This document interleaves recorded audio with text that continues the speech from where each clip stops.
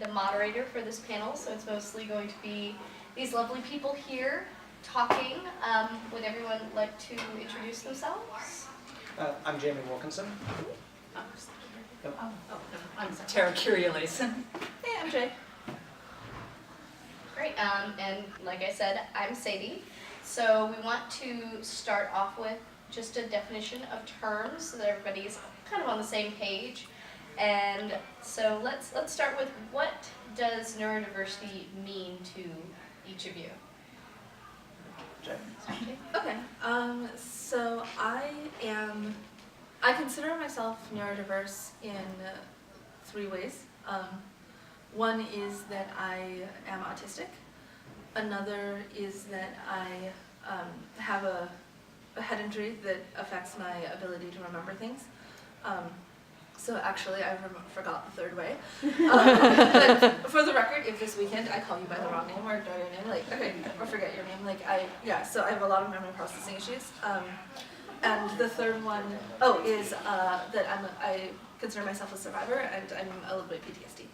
So for me, I think neurodiversity is anybody who processes the world who takes the same inputs or takes different inputs and processes the world in a different way on a cognitive or emotional level. Which is, yes, as far as like the processing part of it, I am bipolar 2 and a borderline personality.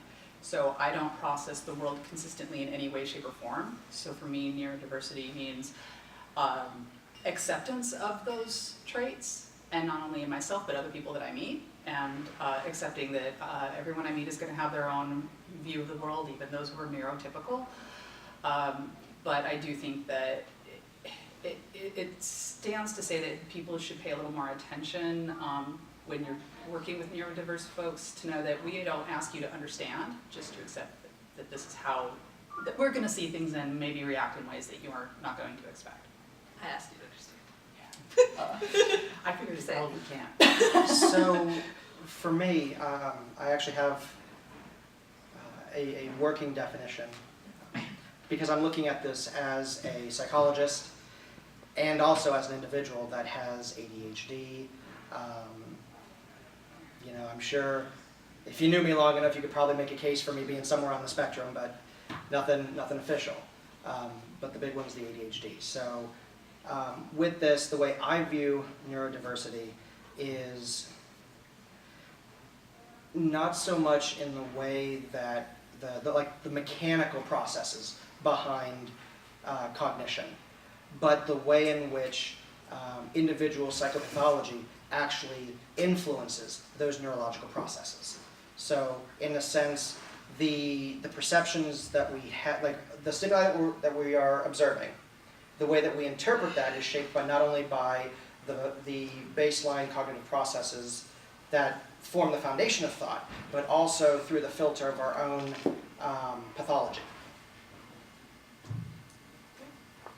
And so when we talk about neurodiversity, it seems like it's including a wide variety of people and a wide variety of different definitions. And we're, of course, talking specifically about LARP. This is a LARP conference. So when you think about neurodiverse populations as opposed to neurotypical people, what challenges do those people face as opposed to your, I'll say, average LARPer? Want to go first this Oh, time? I'll totally start on that one, because it just totally popped in my head. So I think the biggest challenge is actually in that concept of being neurotypical. Just because an individual doesn't have a diagnosed, any sort of diagnosed psychopathology, doesn't mean that it doesn't exist. To live life is to inevitably develop, we all have our own little traumas that we go through, that we've gone through. Our situations, while the details may vary, the impact that it has on how we view the world is still present. And so then that's the consistent part. So I think just if you looking, if this whole notion of neurotypical, neurodiverse is, at least from my perspective, fairly interesting because it's creating a segregation where a segregation is really not necessary. If we just acknowledge the basic fact that while the biological processes are the same, the outcomes can be different based on highly individualized factors, then it removes that barrier, I guess, is kind of what I'm going to say. Should we go next, Chair? I don't know if I'm allowed to interrupt, and I don't mean to interrupt the panel. I have a child who's autistic, Mm-hmm. and one of the things that are very, and I'm sure that you understand as well, is very well spread within the autistic community. Neurodiversity is a spectrum, and that there is no normal. And that to say that someone is neurotypical is always incorrect. So that you just have to treat everybody on as if they are on a spectrum of cognition and being able to process things and be able to take things in and to never assume that someone else is going to process something the same way you would. Just like you wouldn't expect someone to meet on the street to react the same way that you would in a given situation. Right. Sorry, I just wanted to point that out. You were making the point that it is a spectrum, it's always a spectrum. Yeah, and it sounds like we were kind of talking about the same thing, but the other thing that's fairly interesting is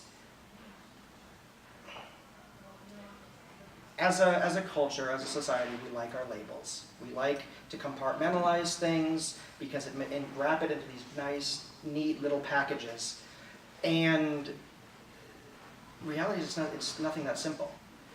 You know, the processes, again, the biological processes of certain levels of neurotransmitters, neurons lighting up at certain intervals, creating neural pathways. That stuff. That's not going to change, regardless of how, regardless of what the output is. That's still a fundamental biological process. So I kind of agree and kind of disagree with that framework. I think that on one hand, there's the social justice question, and then there's the how do you practically get things done question, and there's kind of also the scientific question. And my response to the scientific question is honestly I don't care, because that's very divorced from my everyday experience, right? I'm not interested in your neurotransmitters, I'm interested in our interaction. And then on the one-to-one, on the everyday social interaction aspect, if I'm going to meet someone, I'm not going to be oh, what is the label I have for this person? I'm going to be how do we figure out exactly the custom way we need to interact with each other? And I think that one big advantage that being disabled brings is that it raises your awareness and dexterity around these custom handshake interactions. And as a management consultant, actually, I use this all the time, right? And this is a skill that I think everyone could use to bring. But at the same time, I also think that from a social justice perspective, it's important, to get at the question of why is neurodiversity diversity, right? And I think that there's this dangerous oversimplification if you oversimplify to, well, let's all just love and respect each other, because then you don't acknowledge the fact that the people who really are different in different ways each has a very, very unique experience, right? I certainly don't want to speak for you, but for example, if you say you're borderline, right? There are horrible labels around being borderline. It's one right. of the things that are, nobody wants to be labeled borderline. And a lot of people will actually be misdiagnosed as bipolar because they are often comorbid, and it's easier, easier. Just, I wanted to add though, is I realize that there is no real neurotypical, but we need a baseline. And there are people in this world who would say, no, I am neurotypical. There are people that exist that way.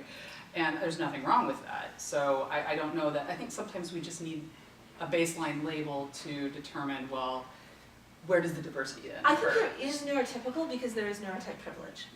Right, there's ability to pass, and there's also ability to process the world around you because language is actually created to describe the experiences that you internally have, that texts are written to explain things in a way that makes sense to you, that rooms are built in a way so that you can physically walk through them, right? That happens. So in regards to LARP, Yeah. so we walk into, you know, a group of people that if they are building their world in a way that is Yeah. neurotypical, is Yeah. going to have challenges for us that Yeah. they won't even be aware of, and why would it be? Yeah. It's something that they would have to actively learn Yeah. to be aware of. But this kind of throws in an interesting dynamic into the whole, you know, world building and LARP communities as a whole, because individuals get, there's a couple of different paths that this can go. You get those individuals who consider the multitude of variations when it comes to cognitive processing and the resulting output that can be there, as far as, you know, we may be looking at the same thing but see two entirely different things, and they may go and consider that, and they may change their environment to, or the message, like if it's a storyteller wanted to adjust a plot kit, or, you know, an event, to be able to engage individuals by playing into the perceptions that they have, then you've got that possible result that can occur, but then you've also got the result of, well, not to oversimplify, but basically going, yeah, well, we all see shit differently, so acknowledging the difference in and of itself right there means that it just increases your awareness that something, that there is that difference. And so when you recognize it, you're not caught off guard by it, you're not surprised by it, you know, you're building and already incorporating and respecting that difference. So it's,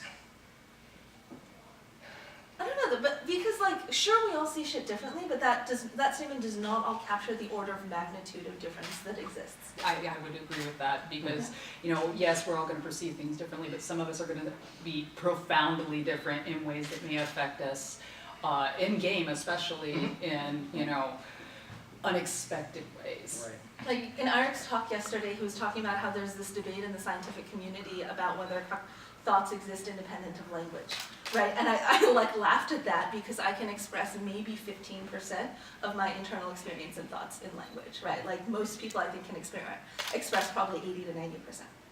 Did he seriously say that out loud? And Well, yeah. Well, he said there is debate, and it is not conclusive, right? Well, it's not, and it's something that, because when you're looking at the processes, and I think where he's coming from with that is because different structures in the brain are being used when it comes to that. So as he's probably looking at like the foundation of that discussion being in the having to go back to my neuropsych.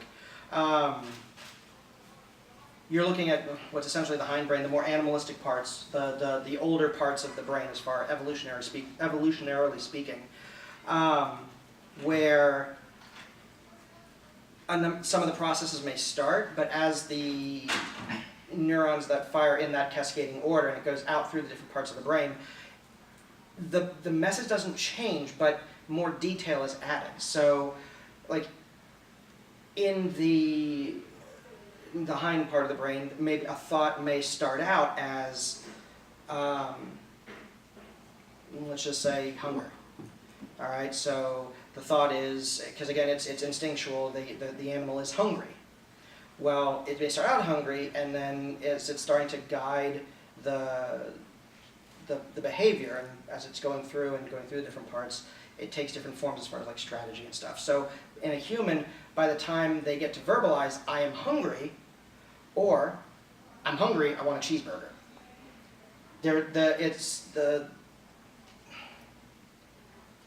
As far as like the map of the mind goes, the neurons that are firing in a particular order that align with that particular thought adds in different details based on what parts of the brain it's actually going through. And so when you're going through the part of the brain that processes language, well, then you're going to have language detail added to that thought. So I think that might be kind of where he was going as far as like the basis for that discussion. I don't mean to interrupt, but this is kind of sidetracking from Yeah, Yeah. I agree. the I LARP. agree. I do um, want to turn focus. it a little bit back towards LARP and ask if any of y'all might have perhaps some concrete examples of what these nebulous challenges, you know, are that we're talking about. Like, if you don't mind, I can give an example. I do have generalized anxiety disorder, and coming into LARP, that can be very difficult to approach a room full of people who I don't know, who are all having these very intense stories. And for me, the first time I tried a large LARP, that was incredibly overwhelming and paralyzing. Completely paralyzing, not just, oh, I feel awkward, or I'm not really sure what to do, but just utterly paralyzing. And I'm wondering if any of you also have examples. I do. Oh, I've got examples as well. I think we all probably. Yeah. Please go ahead, I feel like So- you've been talking last, so. Yeah, go ahead. Well, so my first experience with LARP was at a major conference. It was at Dragon Con. And I will say that walking into a room full of strangers for me is petrifying anyway. And I've gotten a lot better at faking it as far as that goes. But at that time, I was only just beginning to realize all of the challenges that I had ahead of me. I was at that point 36 years old and just learned that I was these things. I spent that much of my life not knowing and just thinking there was something strangely wrong with me, and actually knowing what it was made a huge difference and began to make changes. But my friend said, let's try LARP for the first time. I think you'll like it, you know. If he hadn't been with me, there is absolutely no way I could have got through that game. I needed to have somebody there to ground me, to let me know that it was okay if it was too much, that I could leave at any given moment. Having that support is what, you know, because otherwise I would have just, I wouldn't have been able to stay. I would have been overwhelmed by all of it. Because it was, I felt completely alien walking in there.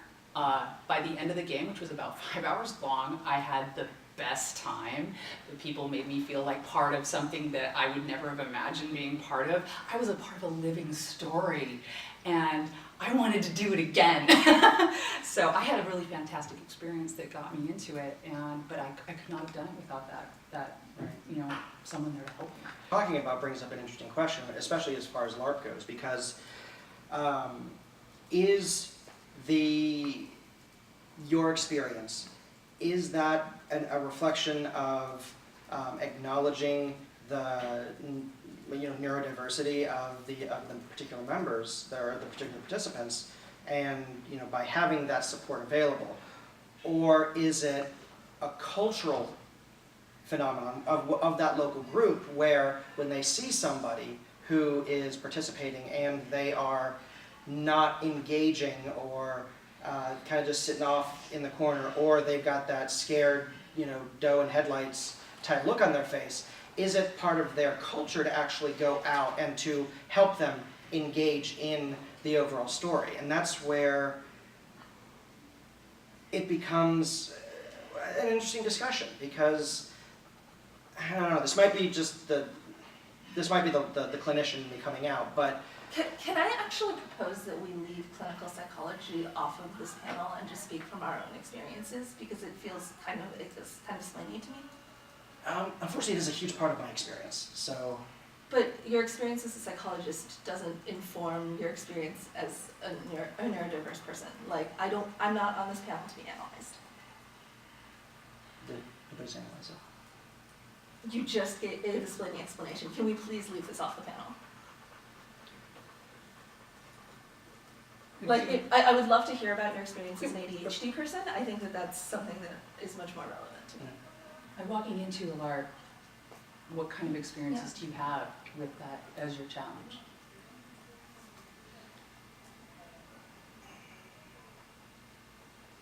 Well, with that, the challenges that I encounter as an individual with ADHD is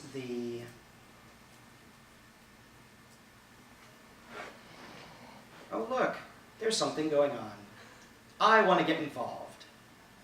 So you jump in. How this impacts The game itself, it can be fairly interesting because the ADHD person is just jumping in. I'm just jumping in. I don't know what I'm getting involved in. I'm just talking. I don't know who I'm talking to. I don't know what their role is in the city, what their role is in the game. I'm just talking because shiny, shiny, shiny, shiny, and I want to get involved.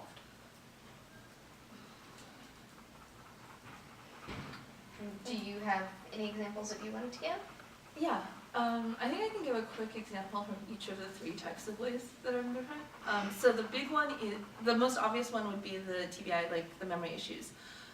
Where like if I come into a game and I get a massive character sheet, right? Like I cannot memorize this character sheet. I cannot remember who the characters are and who's playing what. So I'm always like discreetly looking at name tags. I have to be able to bring it out to physically check all the time. So they're just games that I just like do not sign up for. On the autistic side, I have, Susan was talking yesterday about in Secrets of Powers games, there's this information economy. It's really difficult for me to advance a game through casual socialization. Like I have to be doing something with another character, so a lot of Secrets of Powers games are like go forth and socialize and learn each other's secrets. And then I always lose, because I'm like, I don't want to talk to you, let me make up a bunch of fancy ICVs and so I don't want to talk to you. And then the last one is this PTSD, where like I think some of my thorniest problems in games have come when morality becomes a topic, and then I really want to talk about the indirect consequences of other characters' actions. And it's a major IC theme for me because I hold people more accountable for the environments that they create and the safety that their characters are creating in game. And then people just don't get that. And then so people start treating me as jumpy or weird or judgmental. And like then I'm like, but I'm operating from this entirely different world, but you have to be, I want other players to narratively engage with these topics that I consider relevant that they never thought about. It's a long answer, but that's interesting. Do y'all mind if we take a quick, oh, do you have a question? I have a question, Yeah, go ahead. to speak to that, Jay, what do you look for in a game that can help you to become, to interact more, how can the game design help you to interact as a neurodiverse person? Like what do you look for as far as support? Sarah was talking about like she had support at that first game at DragonCon. Yeah. So what would help you in a game as far as support from like a game designer perspective? So I think that I've mostly been fortunate enough to work with very supportive communities. So just sort of being educated about the considerations that are likely to come into play is actually a really big deal. And also, I guess from a designer point of view, like creating space to make sure that players have the attention span to really learn and detect other players' plot lines and their intended plot lines. Because I talked about this like a tiny amount in my keynote, but like when we're all moving really fast and we're all improvising together, I'm hearing maybe like 10% of what each player brings to the table, right? And then I'm like, oh yeah, wizard, evil, like some fighting, and then like a rescue, I'm gonna run with that plot. But like, what if that person is really telling a much more complex story?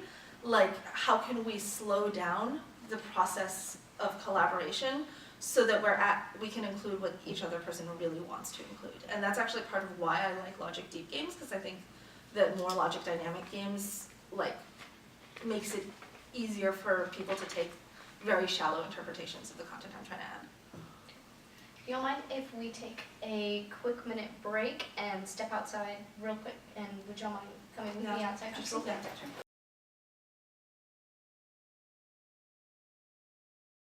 So one thing that I would really like to talk about is accommodations. Like, what can we, both as LARPers and also potentially as LARP organizers or staff, do to support our players, including those who may be on the autism spectrum, who may have mental illness or developmental disorders? What can we do? So one of the things that I've encountered, I've actually been also very fortunate that the people that I interact with in the communities that I have LARPed with have been very understanding about my situation. I have no shame about the conditions I live with, so I have no problem telling people. And they've all been very much helpful. And there's I think, the safe spaces are awesome. The idea that there is a room here right now that if I'm like, I can't do this anymore and I need to be quiet and I need things to be quiet, I can go there and I can have that.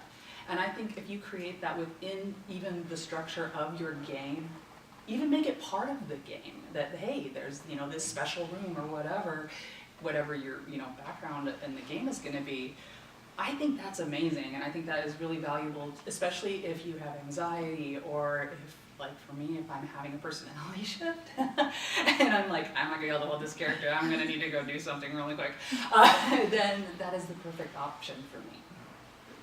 And the other thing I would actually add to that as well is, especially for individuals that may have some of the more impulse control based disorders, looking at it, giving that understanding.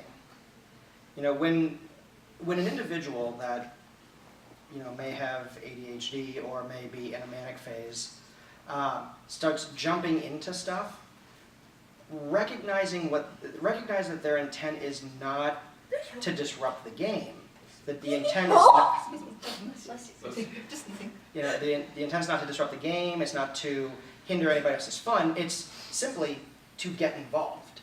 So it's a more, while their behaviors are more kind of proactive in nature, with most impulse control issues, it's not until you've jumped off the ledge that you realize, oh shit, I just jumped off a ledge. And so then you're trying to, it's literally like that, like the Looney Tunes cartoon where, you know, Wile E. Coyote is he's run off the edge, and now he's like, oh shit, boop, and trying to run back to it. You know, so helping extend the ledge out, the ledge of understanding, you know, can provide a significant amount of assistance for individuals with impulse control issues.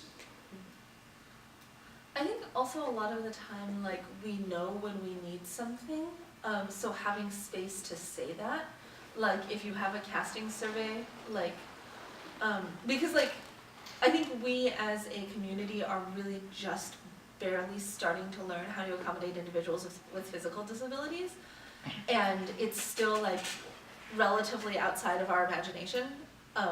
You know, like, yeah, I mean, there are a lot of things, but then when you have a neurological difference, like, that is entirely invisible, right? So space to be like, do you have any special, like, processing requests or any special, like, whatever ways of doing things, so that somebody can say, you know, I want the space to be able to always have my character spend time with the friend that I came in with, or I want the space to, yeah, be able to, like, physically tap out.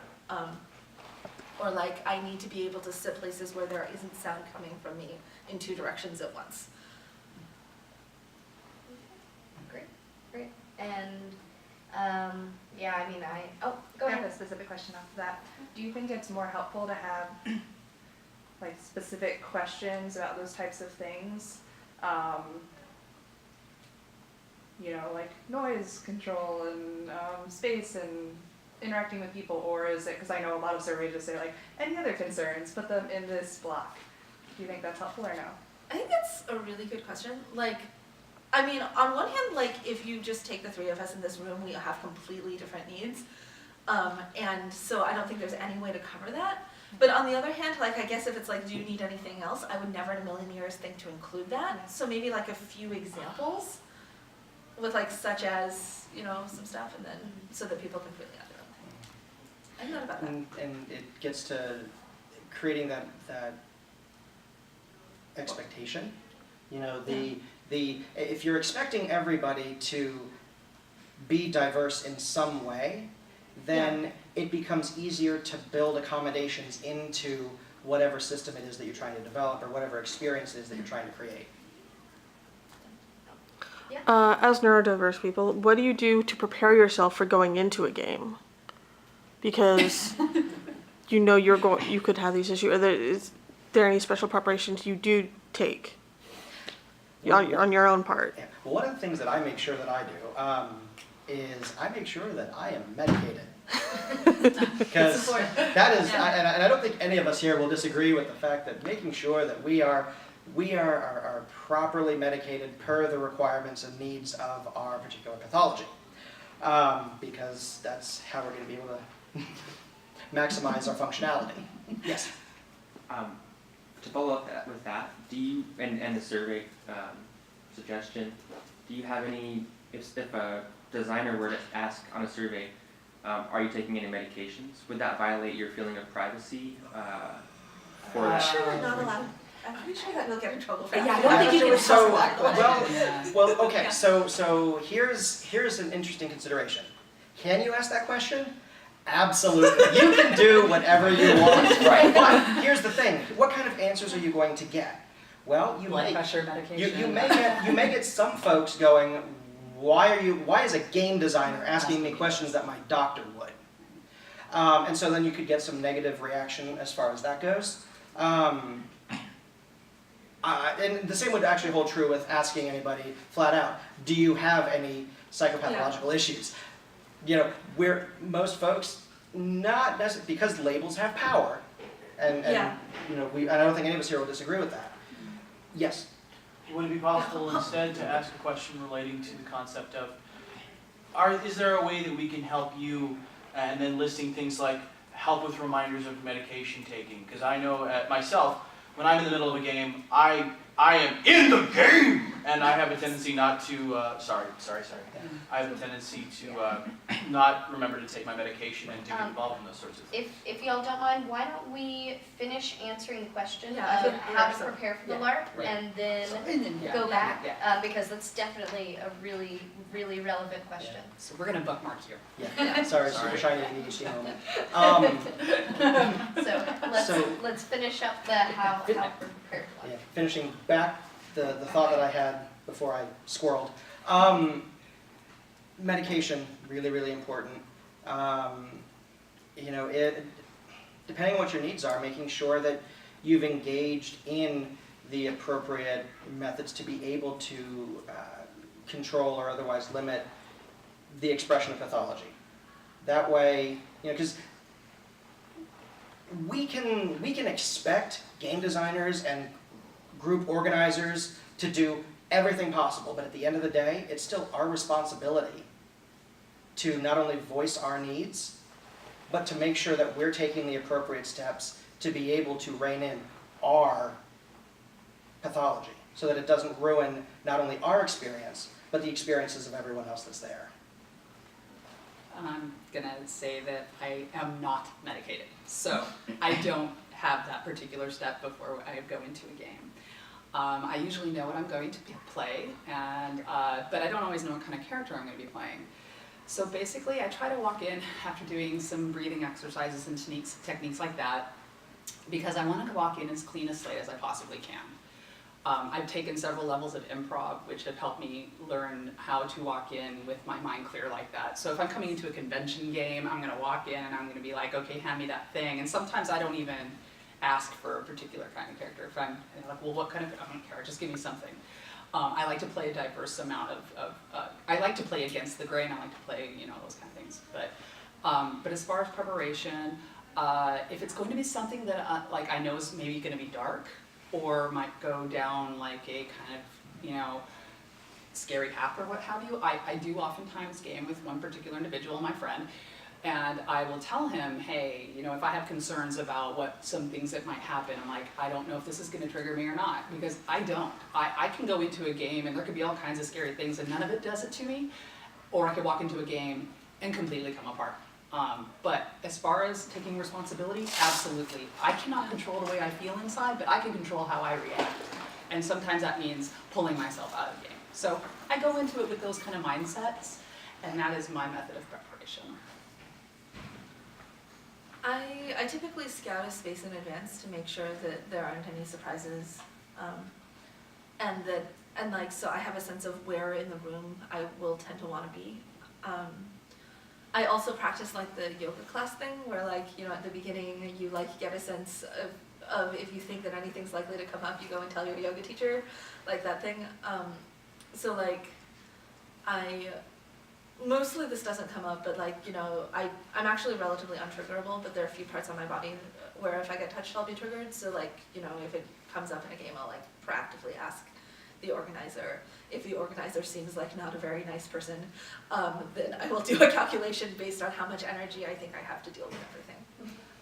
But mostly like people are just nice. It's cool. So do we want to return to the question about privacy and whether or not it's you know, appropriate to ask about things like medication, or if that's something that's helpful? So not everybody is out about and coming out about your condition. I'm lucky enough that I don't have any conditions that are likely to get me very ostracized. There's some communities I'm not out about being autistic in, but it was probably like I came out in the past year in the gaming community, and it was one of the biggest events of my life to do so. But like, so I would phrase it more like, are there any medical conditions that we should be aware of? Or just like have a box for like, we want to support and provide resources for neurodiverse people, including such things as, but not limited to, you know, medication time checks, like, sanity, AA check rooms, like talk to us about anything, like, you know, whatever. Do you have any special requests you would like to make in advance, with the understanding that you can also always ask us during game? And something else that might be worthwhile to look at as far as like the larger conventions and stuff goes. Given the tendency of different LARP games to explore different themes that may have a triggering effect with on individuals, it certainly wouldn't hurt those organizers to have someone either there on staff, somebody, you know, who's trained to be able to de-escalate those kinds of situations. So, like if you have an individual who is having a breakdown, you know, there would be a licensed therapist or somebody there that can, you know, help kind of talk them down, help kind of guide them through that, and at that professional level intervention, because that if we're talking about safety and privacy and you know, making accommodations, then let's make sure that we do it right. These are medical conditions. And so while we can do everything that we can to address them, to a certain extent we really need to have some sort of medical intervention, if not involved, at least available, so that if they want to utilize that resource, it is available to them. In a convention environment. In a convention environment, yes. I just wanted to touch back to that. Yes. And I understand where you're coming from there, though that makes me wince a little bit, only because, but keeping in mind for convention, yes, I don't think that would be a bad idea. I guess I take a little too much responsibility for my own personal situation, though, that I don't know if that would really be helpful for me. I would actually be more likely to show my breakdown to somebody I knew and trusted very much, so I guess that's part of my desire to want to pass.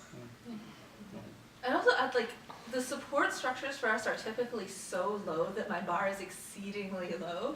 So like one really nice, considerate person would actually just be great. Would for me, like having that person and like, you know, knowing that I can go to security space over there, I'm just like fine with that. Like, But there are some folks that would be a major benefit for, absolutely, not to discount definitely, that. absolutely, yeah. And if nothing else, at least having the resource available, whether you utilize it or not, it's ultimately going to be up to that individual.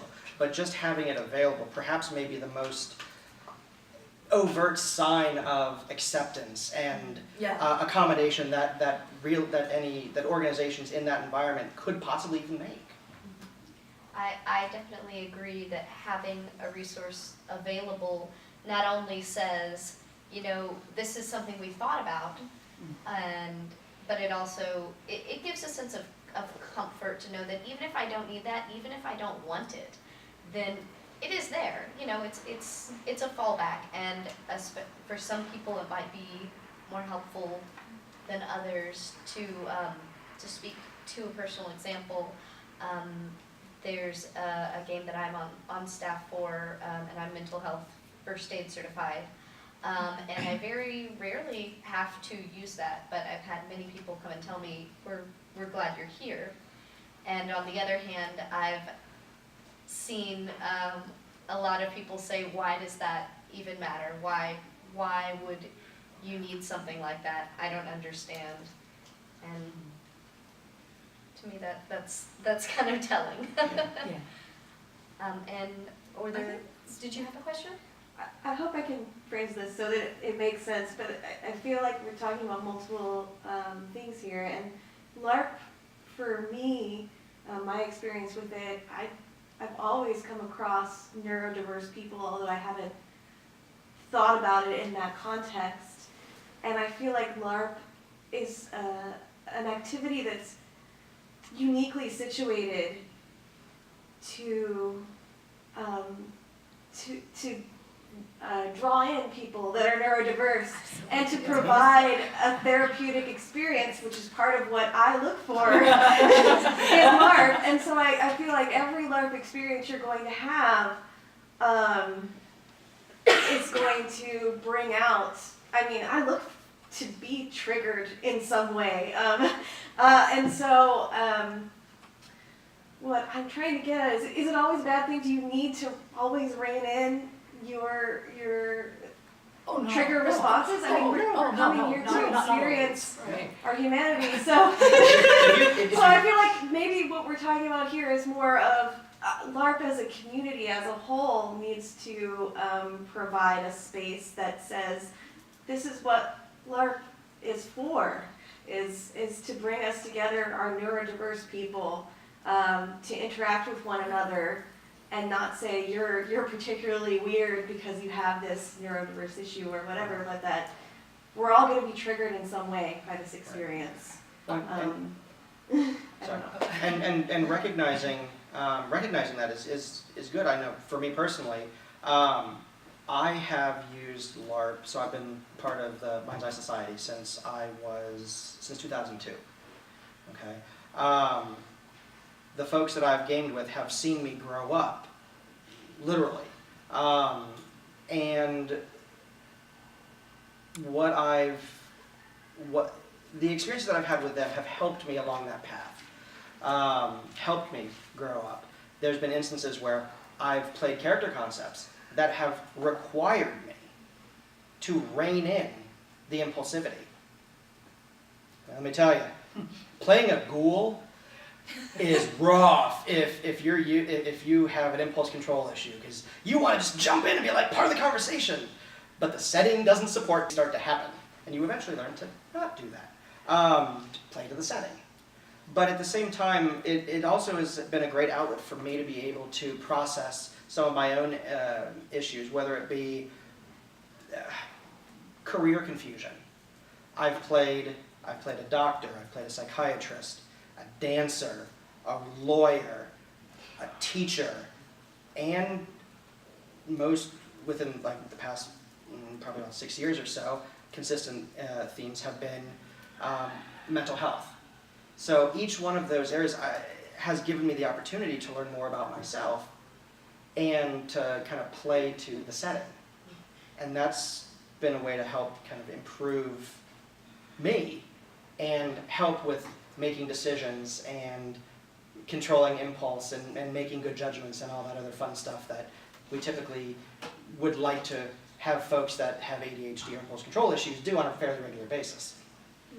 I think I just want to interject about the trigger. I know we throw that word around a lot. There are some things, though, yes, I do play to do a lot of interesting things, and I enjoy Nordic LARPs, like, probably more than I should. But when I'm using that word, it means I'm becoming unreasonably difficult to relate to on any way, and I am not going to be able to interact as part of the game. I'm just, that for me is like, if I'm to that point, I'm either going to completely shut down or just be like so wildly upset that it's not, there's no game anymore, there's no player, it's just now, oh, Terra's melting down. So if that's the kind of thing that where I will need to pull myself away from it. But yeah, there are things that I'm like, afterwards, the debriefing is what, I'm like, okay, oh my gosh, no, I need to talk about this, but yes, there are games that I play that I know I'm walking into something that is going to make me uncomfortable, and yes, I'm doing this because I enjoy experiencing and exploring those things. And growth comes from, it comes from those uncomfortable experiences. When we encounter those uncomfortable experiences, there's always a reason why it's uncomfortable. And so then we're at a crossroads where we can choose a new way of responding. So if, for example, my way of dealing with X person is to just start shouting at them, then at a certain point going back at that, I now, every time situations like that occur, I now have a new choice. Do I continue to shout at them, or do I try something different? And particularly within the context of a game, it makes it interesting because characters have goals, characters have things that they want to do. And just because if the individual that I'm interacting with portrays a character that is an important part of my plan, I need to get them to work with me, and shouting at them does not contribute to that goal. And so it's a new choice. I can try something new. Well, maybe instead of shouting at them, maybe when I'm starting to get frustrated because they're being annoying as all heck, I just start to smile. I just look at them and smile. and that ends up getting a very different reaction than when you're shouting. And as far as the game goes, may lead to me being able to further progress my own character story when it comes to taking care of those goals.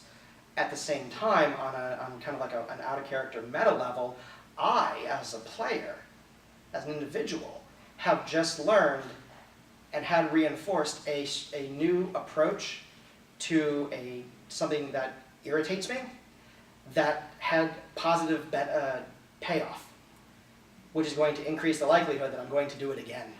So hold on, I actually want to, I agree with you, and this is a topic I have very strong opinions about, so I'm going to give a slightly long answer.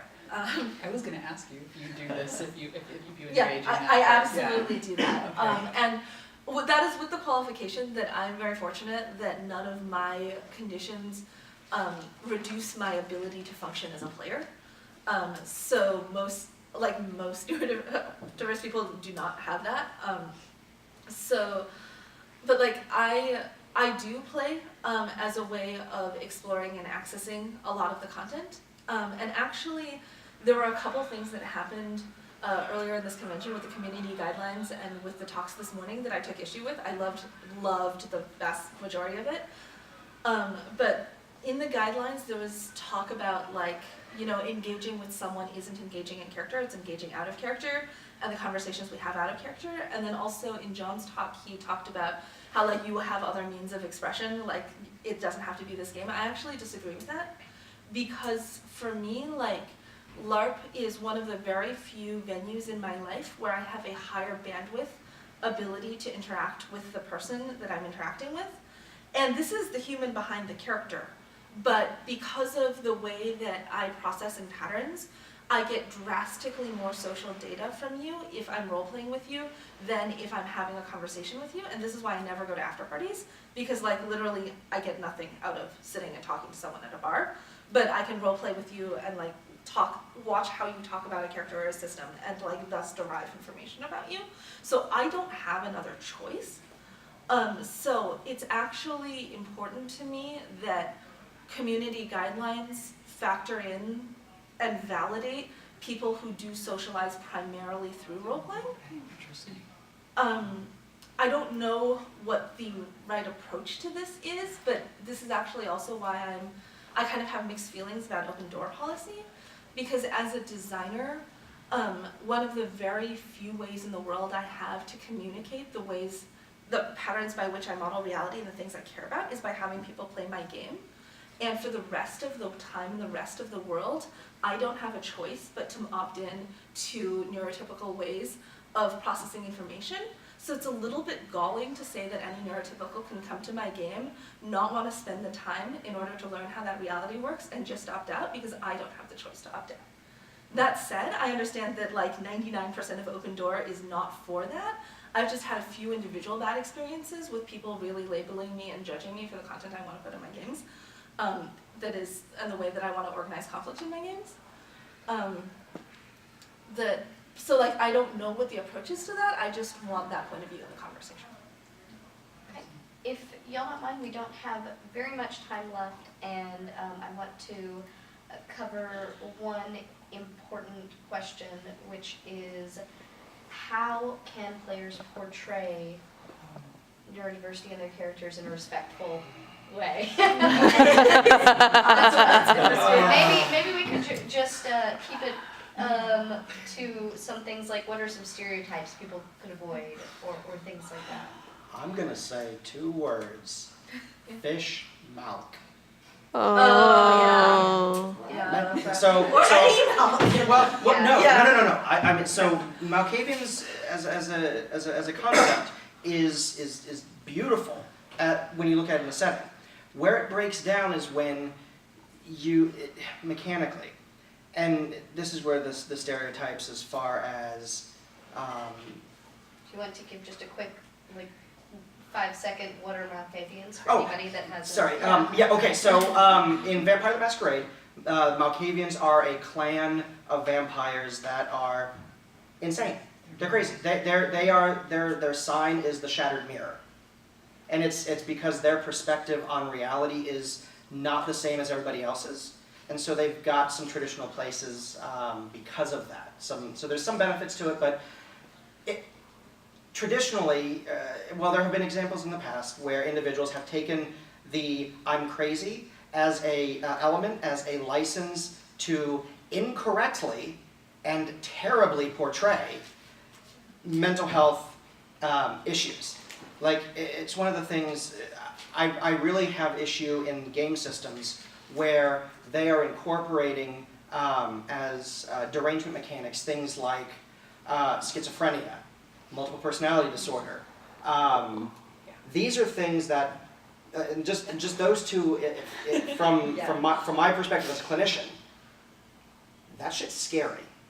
If you're, and it gets horribly broken when and inappropriately portrayed to the point where it actually works against and perpetuates a stereotype where it works against the individuals that may have that particular disorder and may actually be doing everything that they need to in order to control their pathology so that they can interact with folks in that setting. And so it just... I think that if you're going to use a sanity mechanic or something like that in your game, then you need to do the research in what that actually means. Yeah. And I think that players also should educate themselves somewhat so that they aren't making us, and I just mean us as like all folks who have various challenges that they live with as far as neurodiversity, that they're not making us a joke. That they're not making us, some kind of like, oh, ha, did you see how so-and-so was being in the game? And yeah, oh my gosh, she was so bipolar, blah, blah, blah. Throwing around things like that. That is not okay. Yeah. And that's really it. I think if it's, done in a respectful way, in an educated way, it's not necessarily a bad thing. It's an interesting mechanic. But it is so often portrayed so poorly. It's like the way, mental health is portrayed in Hollywood. It's the same kind of thing. We're just, we're a cartoon. Yeah. And severe mental health issues, particularly things that are untreated or that are not being treated. These are scary situations because you take into consideration in the individual's history within the context of that pathology, and you start to get a picture of how that individual views the world. There have been many experiences, and this is probably where the fish mouths came out of, where they found the schizophrenia mechanic interesting because, oh, it just says, views world differently from others, so I'm going to run around with fish in my hands because I think they're swords. And that's not what it's about. And that's where the proper research and making sure that folks understand that when you start combining trauma and mental health issues and in a character development setting, they need to understand that's serious shit that we're talking about. It's not a joke. It's not funny. If you can't do it right, then don't do it at all. Exactly. My personal representation pet peeve is portraying elaborate planners or doing elaborate planning as evil. Or doing elaborate planning as like non-social.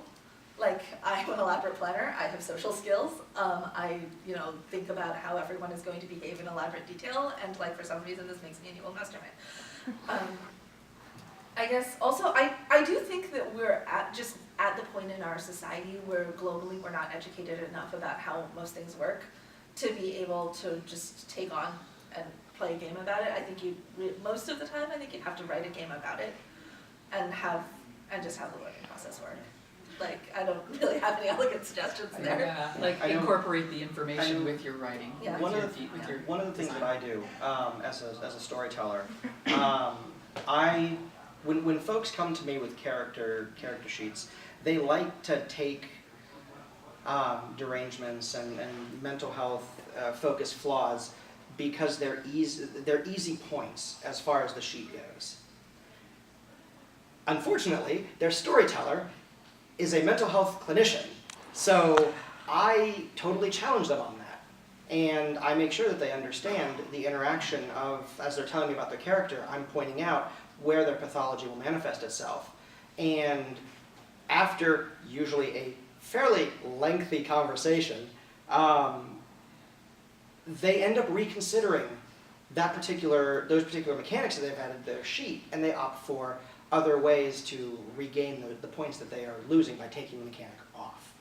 So in that vein, educating them very much has a positive benefit because you're able to cut those you're preventing the fish map from being created. I tried writing a game once to capture the experience of like memory loss around trauma and like running into new facts about your past and having to integrate them, and it like totally didn't work. Like other aspects of the game were fine, but like that mechanic failed to capture, and people didn't understand it and people didn't use it. And so I think that there's something about really deeply like thinking about what mechanics you would want to use, because I think that ultimately it's going to lie in mechanics, but I'm not a mechanics person. So I guess I would toss out if there are mechanics people who are interested in advancing the field. That would be cool. That would be cool. Yeah. Well, we're almost done with time, so I don't know if anybody has any questions, now would be time, or if any of y'all have final thoughts that you want to express. Otherwise, it's your pen. Are there games that you have played? Maybe there's not a game that is from the perspective and design of a neurodiverse person, or maybe there aren't a lot of them. But are there ones that you felt you were particularly comfortable playing in, just personally, based off of the way it was set up? Like, this is a good example for me of a game design or a community design where I was comfortable. I'm thinking about it. Played a game called Signs, and you play deaf children in, Was it Venezuela? Nicaragua. Nicaragua, yes. Thank you. That's tonight. Yeah, it is absolutely brilliant. It is really, really wonderful, and it was, I enjoyed the whole experience of it. I also have a mild form of synesthesia where movement creates sound, so I see noise, white noise, when people are moving. So this was actually an environment where we weren't, there was no talk. And like through like the whole thing, we were making this language, and it was amazing how interconnected we became without saying a word. It was really brilliant, and that I think was one of, and I've played a lot of really great parlor LARPs where it's been inclusive like that, as I am very fortunate to have an amazing community. But that I think pops up as like one of the top. And as far as my experience goes, I'm actually going to say no. But my experience is also fairly limited. I've only been LARPing since 2002 when I joined the MES. And so that's really my only basis as far as for comparison. I mean, I've read mechanics for different LARPs like Fading Suns and the different White Wolf genre games. And as far as that goes, I've seen on an individual level, when I design a character, I go towards things like the Scelesti in Mage, the ones that are they're crazy. Because their perspective, well, it's not so much they're crazy, but their perspective of the world has literally been destroyed. But I'm comfortable being able to portray something like that because I've got the background to be able to conceptualize what that looks like. So I wouldn't say that's necessarily a setting in which it's better for individuals that are not me. I guess if you had individuals that were like me that had my experience and educational background, then they could conceivably do well with a concept like that, with that particular element. But just in general, I think it's too focused on just like me to be able to generalize for everybody else. I do feel the need to mention, since we've talked about clinicians, that not all neurodiverse people feel safe with clinicians or feel with clinical psychology, because it's sort of like police. There are some people that they help and there are some people that they screw over. And especially if you come from the trans community, if you, some people with autistic backgrounds, are used to, it's an uncertain kind of crapshoot situation. That's a really tough one, to be honest. I have played some with friends who share my specific conditions, but it wouldn't have been anything that you guys have heard of. And then I have some that I've read, but that I haven't played. Singing Clay was an honorable mention at Golden Cobra this past year. Bliss Stage by Ben Lehman is a very emotional immersion game that also deals with childhood loss of control. Yeah. I guess the challenge then would be to create more games that are accommodating or that could artfully and respectfully capture the experience of many different types of people. I think there's actually something really important to that, because it's the question of who is your audience and where's the burden of education, right? I want to write games for other autistic PTSD people. This is a pretty narrow audience. I'm not going to be able to send out an email and be like, hey, I'm looking for 12 to 14 autistic PTSD players for this game on Sunday night. That's not going to happen.